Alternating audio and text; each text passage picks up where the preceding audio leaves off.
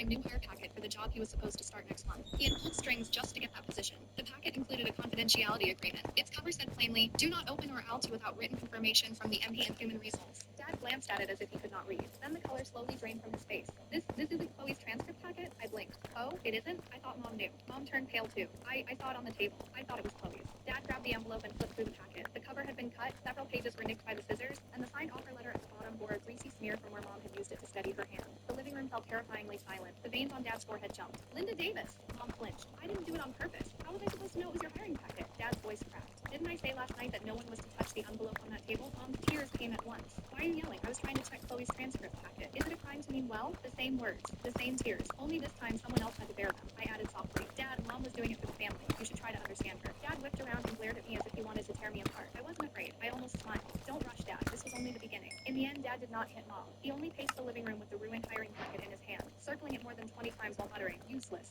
Absolutely useless." Mom sat on the couch and dabbed at her tears. She cried with great care. She never wailed. She just drew in little shuddering breaths with tears hanging at the corners of her eyes as if they might fall at any moment, like a woman who had suffered the greatest injustice in the world. In my last life, I was terrified when she cried like that, because when she cried, Dad and Ethan softened, and every blade turned toward me. Sure enough, Ethan came home and frowned the moment he saw her. What happened now? Why is Mom crying? Before I could speak, Mom choked out, "Nothing. I'm useless. I'm stupid. Everything I do is wrong." Ethan's face darkened immediately. He threw his bag onto the couch and stared at me. "Did you upset Mom again?" Dad was still furious. "It has nothing to do with Chloe. Your mother cut up my hiring packet." Ethan paused. I thought he might say something fair for once. Instead, he glanced at Mom, then at Dad. "Don't be so hard on her. She didn't do it on purpose." I almost laughed. See, as long as the knife had not cut him, he was merciful as a saint. I went to the water dispenser and filled a glass slowly. Ethan's right. Mom didn't need to do it. Dad, don't make such a big deal out of it. Dad's face grew uglier. Ethan thought I was backing down and snorted. "If you had been this sensible earlier, we could have avoided all this. Families don't hold grudges overnight." I blew on my hot water. Family? In my last life, I had truly believed they were my family. Ethan was allergic to peanuts. When we were children, Mom heard from a neighbor that peanut and pork soup helped the brain and insisted on making him a pot. I tried to stop her. She would not listen. I secretly poured it out and Dad slapped me for it. When Ethan learned about it years later, he did not thank me. He said, "Who knows if you dumped it because you wanted Mom to blame me." Later, before his pre-employment medical screening for a civilian support job with the county sheriff's office, Mom heard that an over-the-counter detox and energy drink would make him look healthier on paper and insisted he take it. I hid the bottles overnight. He passed and got the job. He still called me spiteful and accused me of not wanting him to do well. Thinking about it now is ridiculous. I carried my glass to Mom and sat beside her. She was still sniffling. I took her hand. "Mom, don't cry. Ethan is the most devoted son in the world. He'll never blame you." Ethan lifted his chin. "Of course I won't be heartless like some people." I smiled at him. "Ethan, isn't your pre-employment medical screening for the sheriff's office next week?" Pride flashed across his face. "What, jealous?" I shook my head. "No, I only heard that a pre-employment screening is not the time for an unregulated supplemented energy drink or a detox kit. They can throw up your blood pressure, pulse, or test results." I said it seriously. Ethan rolled his eyes. "You think I'm an idiot?" "I know that." Mom suddenly cut in. "A screening? Then you need to build yourself up. You look pale lately. Get you something good tomorrow." I watched Ethan. He started to say no so, but then swallowed the words as if he was afraid of hurting Mom's feelings. Finally he said, "Mom, just don't do anything crazy." She bristled. "What does that mean? Do you think I'd hurt you?" Ethan rubbed his hair in irritation. "Fine, fine. Do whatever you want." I lowered my eyes and hid my smile. "Brother, I see it now. You took the disaster on yourself." "My mother has a problem. The more you tell her not to touch something, the more determined she is to touch it." We want to feel princess. Sweetness. Yes. Those periods of peace. Now you will watch from the start, okay?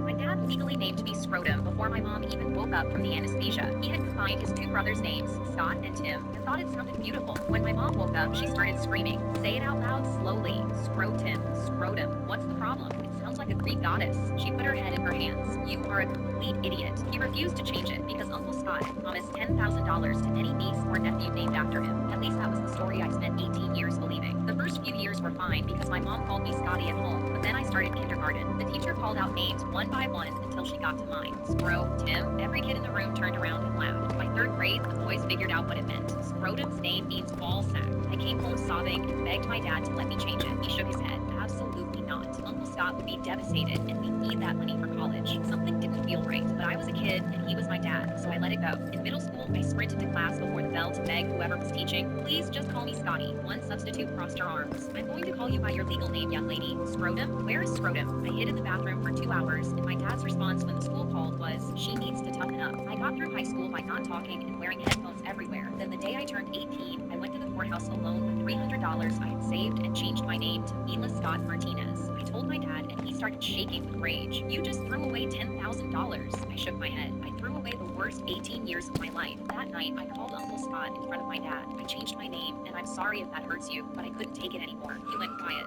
Sweetheart, I never promised anyone any money. I've never liked my own name. Why would I want someone else to have it? My heart hurt my ass. My dad just stared at the floor, and after 18 years, the only thing out of his mouth was, "It still sounds like a Greek goddess to me." There was never any money. He just couldn't admit he was wrong. My dad legally named me Scrotum before he even woke up from the anesthesia. He had combined his two brothers' names, Scott and Tim, and thought it sounded beautiful. When my mom woke up, she started screaming. Say it out loud slowly. Scrotum.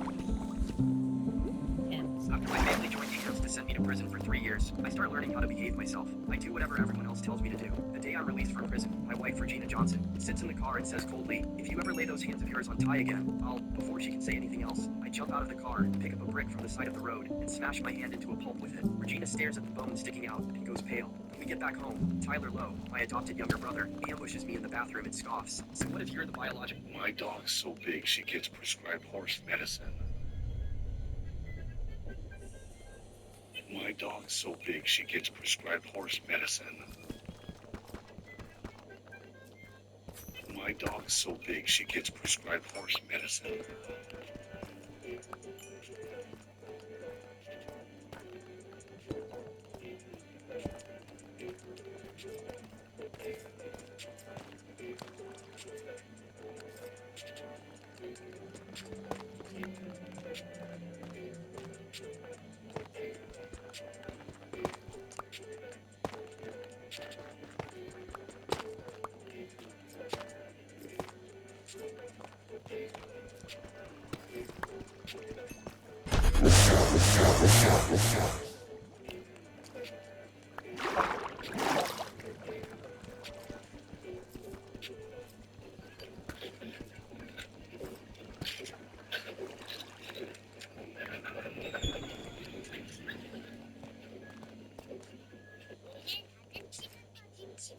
Kathy Holman, my only sister, fell head over 3 days before our wedding. Nicholas Jordan threw himself a bachelor party. That was when his best friend, Clara Gunter, burst in like she was saving him from disaster. "You can't marry her, Nicholas." The room fell silent. Clara snatched the drink from Nicholas's hand, drained it in one swallow, and said, "You told me your fiancée had a mysterious background, so I asked my uncle to look into her. Turns out she's a gold digger who scams men into marriage. She's been married 3 times and slept with who knows how many men. You'd better not be stupid enough to take responsibility for someone else's leftovers, Nicholas." Nicholas's face changed for a second, but he still said, "There are plenty of people with the same name. That can't be my Lillian." Clara hooked herself against him and said coldly, "Has she brainwashed you? There are only 2 Lillian Naughtons around here. One is a notorious scammer. The other is the billionaire heiress of the Naughton family. Do you really think your freeloading fiancé is the second one?" I sat in the corner and let out a quiet laugh.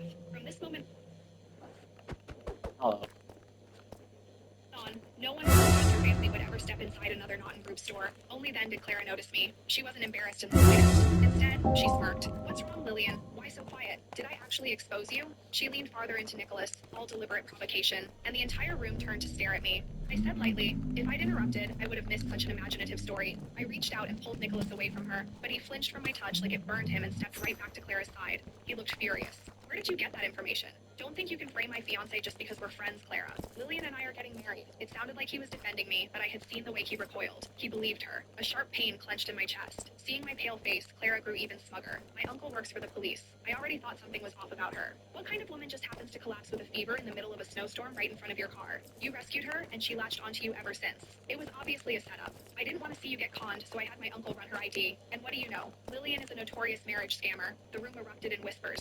Clara held up her phone. "I went through all this trouble for you, and this is how you react?" Nicholas grabbed the phone and stared at the screen. The name on it was Lillian Naughton. Just like Clara said, there were 2 people with that name. One the heiress of the powerful Naughton family, the other an infamous gold digger. The system was updating, so neither profile showed a photo. The atmosphere around Nicholas turned ice cold. He slammed the phone to the floor. There isn't even a picture. Maybe she really is. His voice cut off.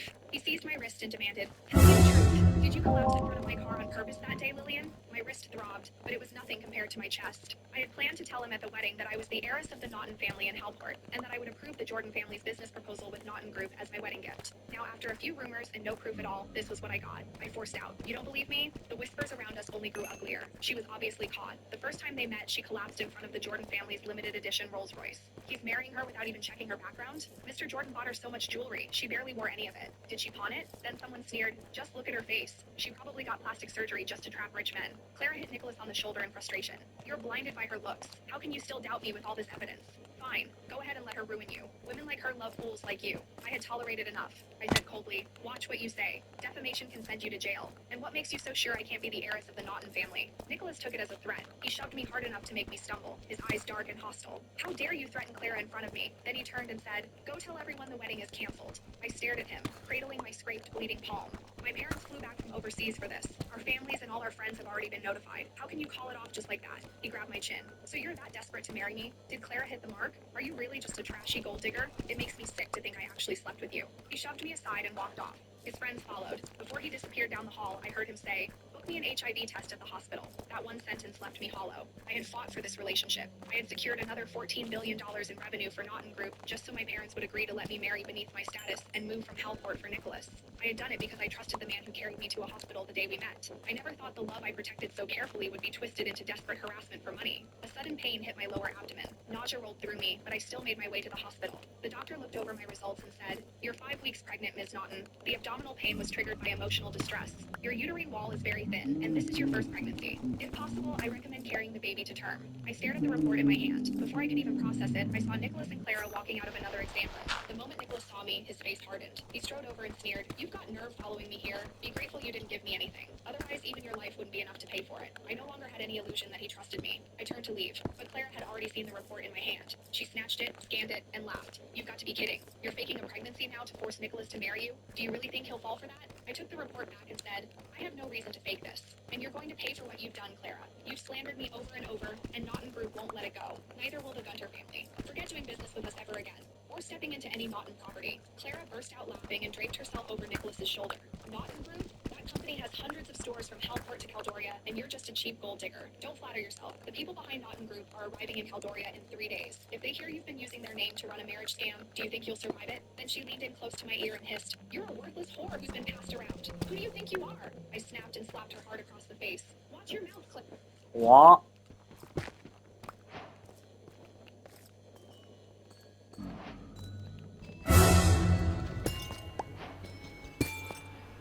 Oh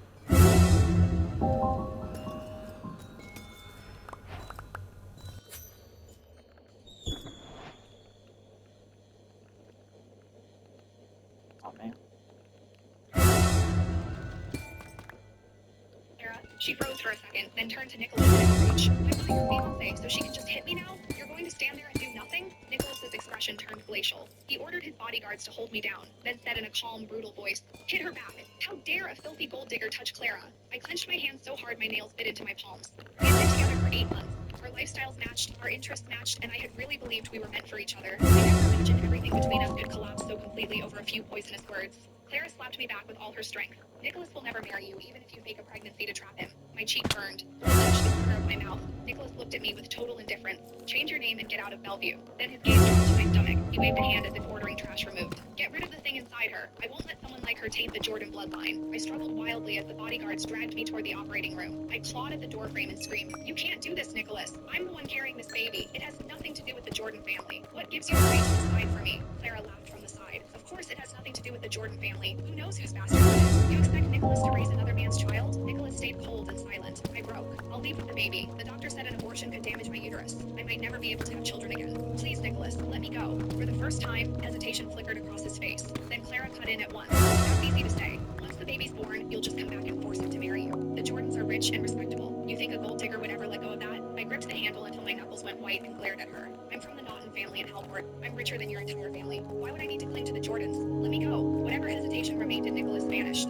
He scoffed. Lillian, using the Naughton name to swindle people is where you cross the line. Losing this baby is the price. Then he peeled my fingers off the handle one by one and barked, take her in. They pinned me to the operating table. The doctor injected the anesthetic. With the last of my strength, I cried toward the door. I hate you, Nicholas. Just before the doors closed, I saw him go still. A tear slid down his face. Then the cold instruments entered my body, and everything went black. When I woke, I was alone. I put a hand over my stomach, where a life had existed only hours earlier, and broke down sobbing. My parents called after the Jordan family informed them the wedding was off. The moment they heard my voice, my mother said, don't cry, Lillian. Your father and I are coming right now. They caught the earliest flight. I went to the airport to meet them. And there, of course, I ran into Nicholas and his little circle again. The moment Clara saw me, she sidled over with a smug smile. You look perfectly fine, so the pregnancy really was fake. Nicholas looked me over and actually seemed relieved. Then contempt settled back over his face. Get out of here. A VIP is arriving today. This isn't a place for a gold digger to hang around. I looked at him coldly.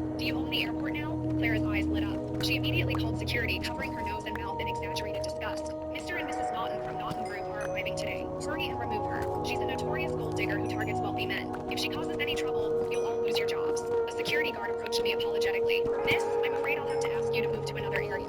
I suppressed the fury rising in me. Is there a rule against waiting for arriving passengers? My parents are on the next flight. I'll leave once they land. Clara laughed and threw an arm around the others. What kind of parents could you possibly have?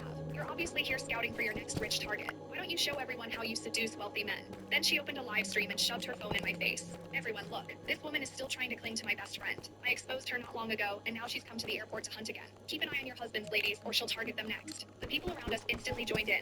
She said she's waiting for her parents? What are they, beggars? She has such a manipulative face. She just got dumped and she's already looking for another rich man? I looked away, said coldly, let's see if you're still this arrogant after the Naughton family gets here, Clara. Clara laughed even harder and looped her arm through Nicholas. Is she even from Hellport, Nicholas? The Naughtons are about to arrive, and she still dares to use their name. Is she suicidal? Nicholas's face darkened. I heard the Naughton heiress always travels with bodyguards. If you're really her, where's your security, Lillian? I rested a hand lightly over my still-aching abdomen. If I hadn't dismissed my bodyguards months ago, I would still have my child. I didn't bother answering him. I kept my eyes fixed on the arrival's exit. My parents' flight had already landed, but they still hadn't come out. Anxiety crept in. Nicholas, irritated that I ignored him, turned to his friends with a mocking smile. Do you think a gold digger's parents can even afford plane tickets? I clenched my fists and stared at the man who had become a stranger. I had no idea how I had once been foolish enough to insist on marrying him. Then, just as Claire lifted the phone again and the crowd pressed closer, a line of black-clad bodyguards stepped through the exit doors first. 3 days before our wedding, Nicholas... You can't run from me, you silly little son. My best friends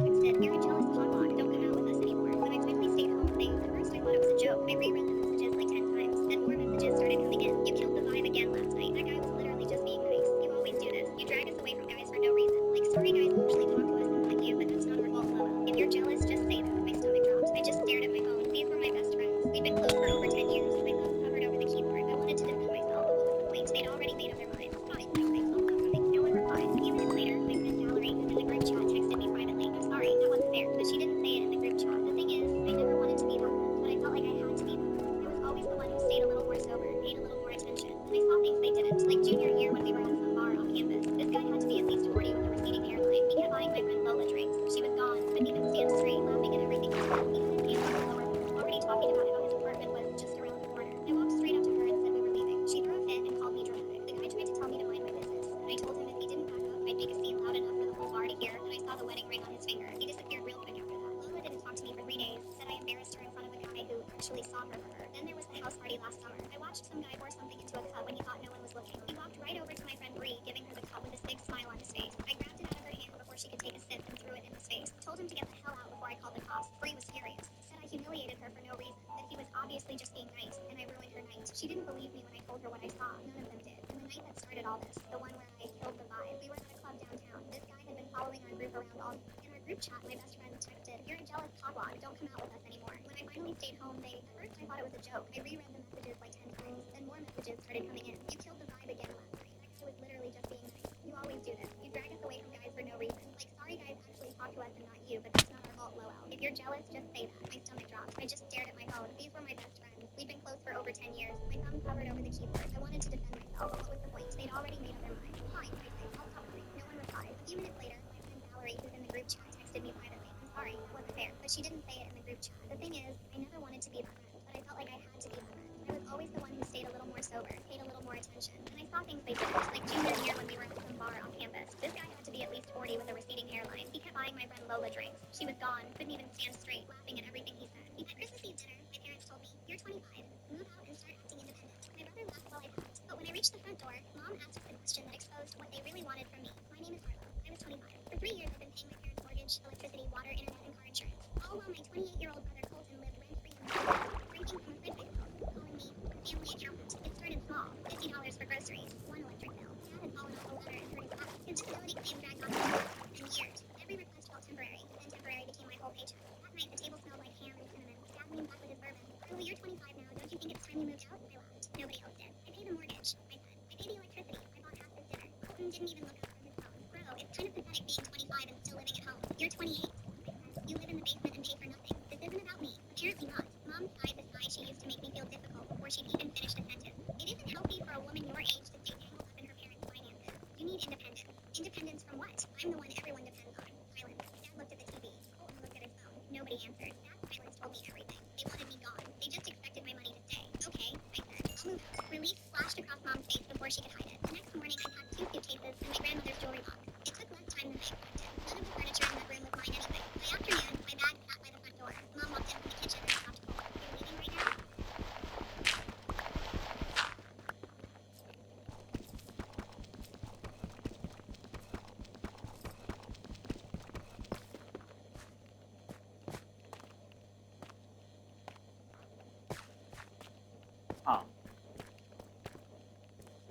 Yeah, I might be screwed.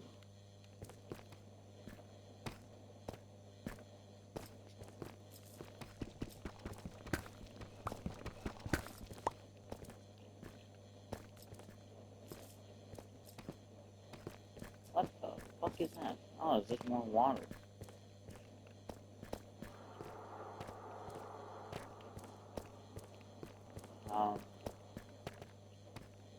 Yeah. Things are not going too well.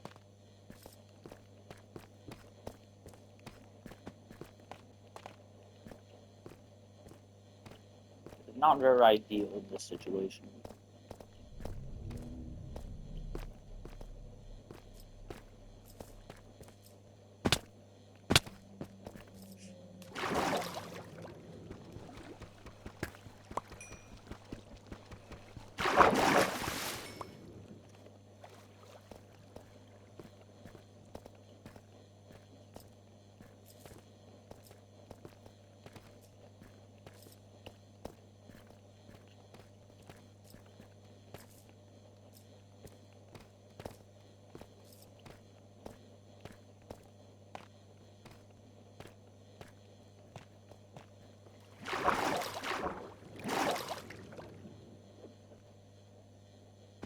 You told me to. I thought I'd take more time. I reached for the door. Wait, she said. Before you go, you still need help with the mortgage. I turned around slowly. You told me to leave. We asked you to move out. That doesn't mean you stop helping your family. Chris listened to dinner. My parents told me, you're 25. Move out and start acting independent. My brother laughed while I packed. But when I reached the front door, Mom asked a question that exposed what they really wanted from me. My name is Marlo. I was 25. For 3 years, I've been paying my parents' mortgage, electricity, water, internet, and health insurance. All while my 28-year-old brother. Fuck you, Sony. Today, the Supreme Court will determine if Sony can turn off your internet if you pirate their content. What Sony is getting at is that they do not like that internet service providers still provide internet to people that pirate their games. Sony is saying that if somebody is pirating games underneath the internet that you're providing, I think that you should turn off their Wi-Fi completely. This is fucking insane. Not only does that penalize every single person in the household, this is just stupid. Why would the ISP stop continuing a service that people are giving them money for just because they pirated a few games of yours? Think about the PlayStation Vita for a second. This is still connected to the PSN network. I'm here to tell you this right now. My shit is modded out and on the internet. If the Supreme Court rules in favor of PlayStation, they could somehow pressure the internet service that I have to turn off my internet completely. And fuck you, Sony, bro. This is some major corpo bullshit. And you got people in the comments like, oh man, just don't pirate their shit. No, how about you fucking port blood? Fuck you, Sony. Today, the Supreme Court will determine if Sony can turn off your internet if you pirate their content. What Sony is getting at is that they do not like that internet service providers still provide internet to people that pirate their games. Sony is saying that if somebody is pirating games underneath the internet that you're providing, I think that you should turn off their Wi-Fi completely. This is fucking insane. Not only does that penalize every single person in the household, this is just stupid. Why would the ISPs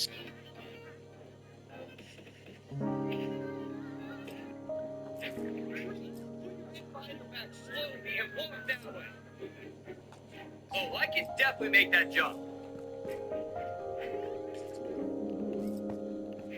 Oh, what's that smell? I need to fall back in bounds.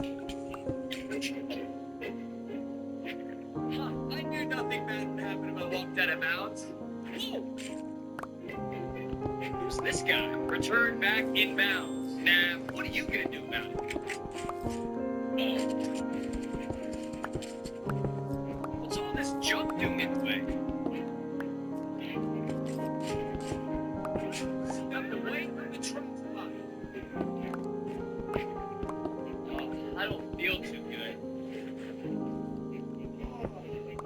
Huh? How did I get back in here?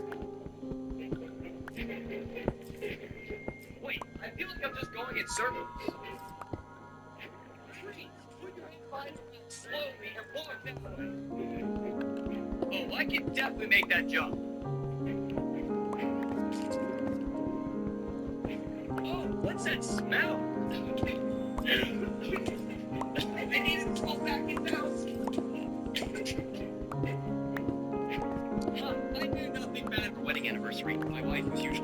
conservative, randomly texted me a photo of herself in sexy lace lingerie. She said she wanted to spice things up and asked me to grab a box of ultra-thin 0.01 condoms on the way home. My face turned beet red. I said yes immediately, but the second I walked through the front door, Axel, her brother, snatched that box of condoms right out of my coat pocket. Jessica's face twisted instantly. She slapped me hard across the face. Dylan, you're disgusting. 7 or 8 relatives tackled me to the ground, cursing me out left and right. You look like a decent guy, but your head's in the gutter. You're a pig who can't keep it in his pants. I was completely blindsided. I looked up at her desperately. Jessica, you were the one who asked me to. Before I could even finish, Elena, my mother-in-law, stabbed me. When I opened my eyes again, there was a text from my wife sitting on my phone. Honey, I want to try something exciting. Pick up a box of ultra-thin 0.01 on your way home. In the photo, Jessica was lying on her side on the bed in black lace lingerie, her cheeks flushed, with a half-open box of pills next to her hand. The first time around, I was over the moon. I went straight out and bought the best-selling ultra-thin 0.01 condoms and Hot Diggity Demon has announced that he's going to Switzerland to end things. Hot Diggity Demon is a YouTube animator who's about to travel to Switzerland to have a physician assist him in ending everything.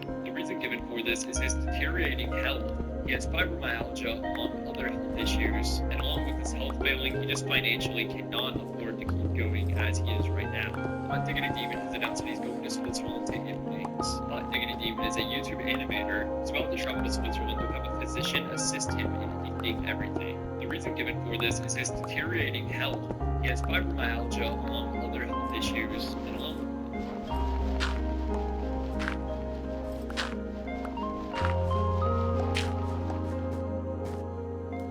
I'm free!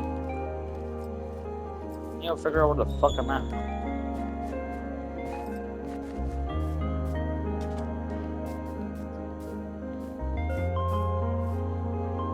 This looks like a cool cave. So, yeah, I'm gonna make a map.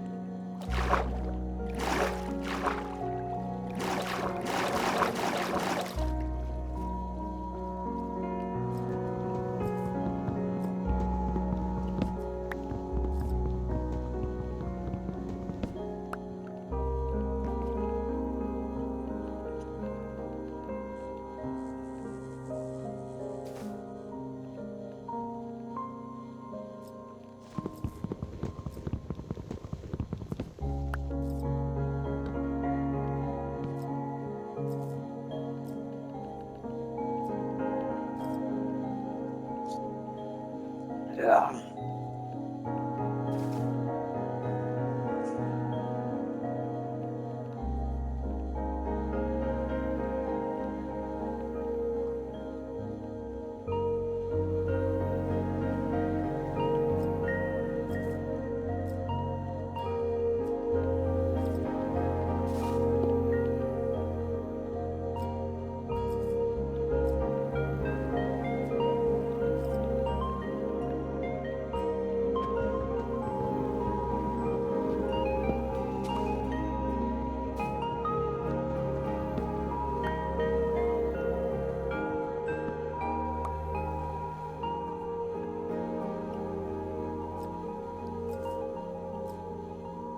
So in here I'm gonna have some of this. I think I'm gonna get some coal and just some awesome paper here.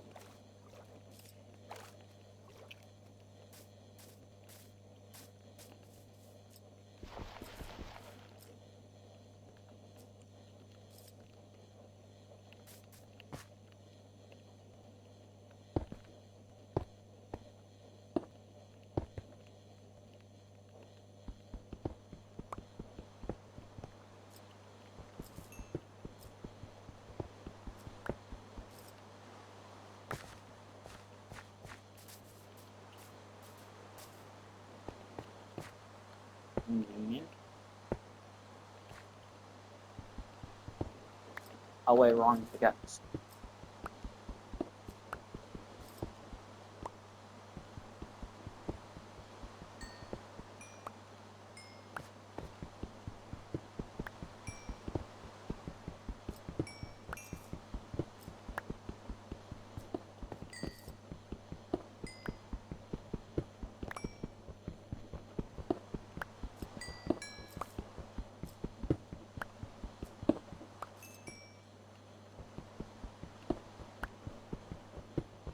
And I really wish I had looting.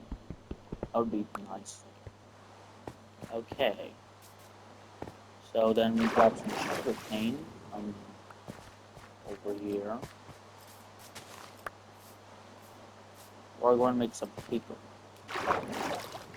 That paper is going to be used to make a map of this chunk here. Because this chunk here has a very big cave. Very big cave equals a shit ton of resources. A shit ton of resources is very good for, well, resources management. So we're going to create a trail all the way the fuck over here later in the future. We're going to create a locator map to specifically find those.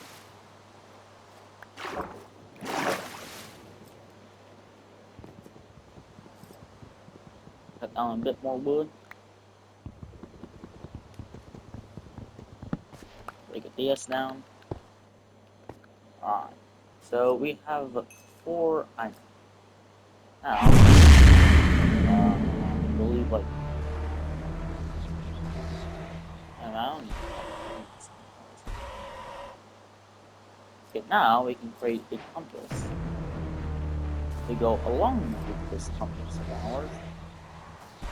You create this. And then we can create a locator map. And then we can mark this place.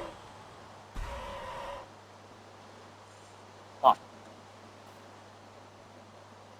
Whoa. So I fucked up. Can I decraft this?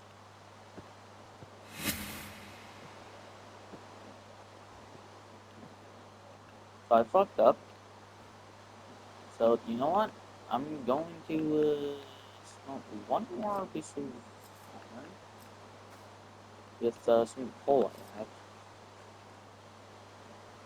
And I want to make like one of those locate thingies.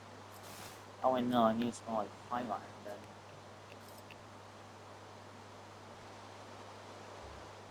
Yeah. So this will be used for something. Obviously. Alright. A locator, well, we want to make a lodestone in order to locate this, because the map I can't. Okay, so I know that guy's fake. Now we have a locator map, is this.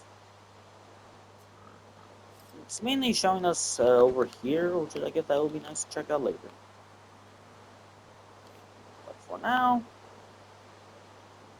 it's these. Then we're going to grab 1, 2, 3 of that. Meantime, we're going to create another compass for this specific area.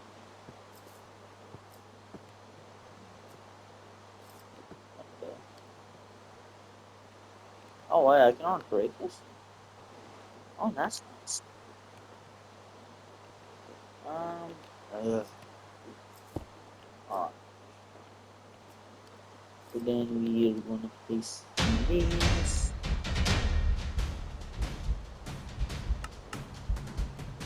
Around 8 of these. Alright, after all, we got like. That turns out I need to smell exactly 1 more of this.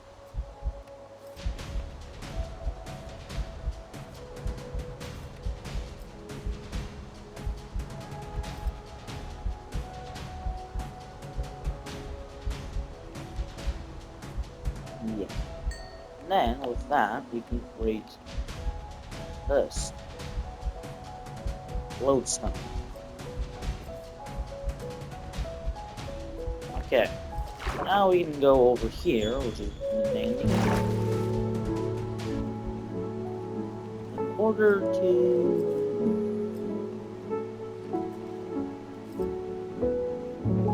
locate the cave.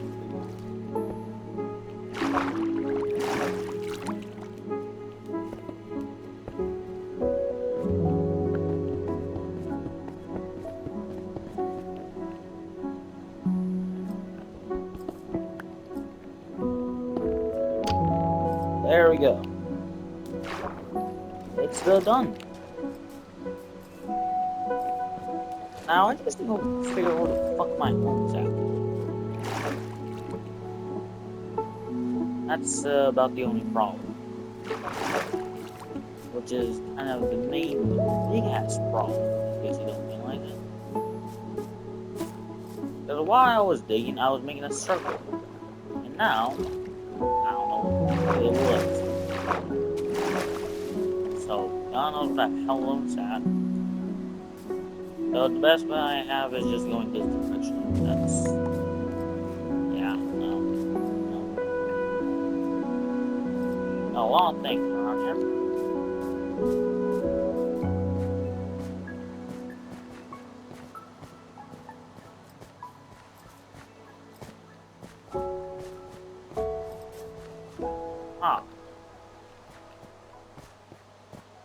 Concerning the mod I'm using, that is very concerning.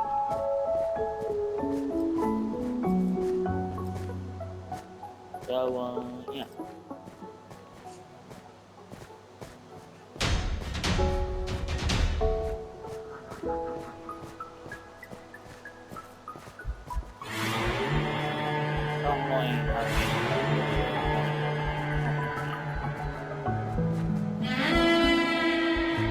That would be very nice to find, but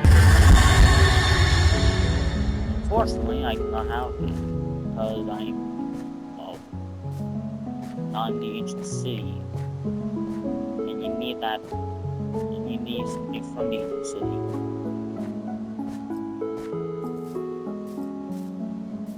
Best bet, Fallen Flames biome. So that's literally all I can do. Flames biome is the closest thing I have. Especially chilling around the water. Because around the water is, if I was correct, pretty close to I'm not sure I managed to travel to a whole land on the island, and hopefully I did not, otherwise that would be pretty depressing. So, I have to find some familiar looking things.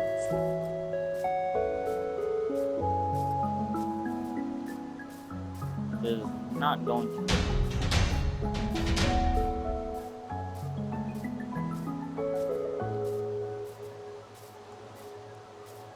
Oh fuck. Okay. Luckily for me, I got plenty of cobblestone. What can I say? Cobblestone. Yeah. So, that's where I got is over there. Since it's... holy shit, I found it. Well, damn, that was faster than I expected. Oh yeah, that was my best direction. Shit. It's actually, yeah, that is my house. If I'm not wrong, that basically looks exactly like my house. That has to be my house. It is my house.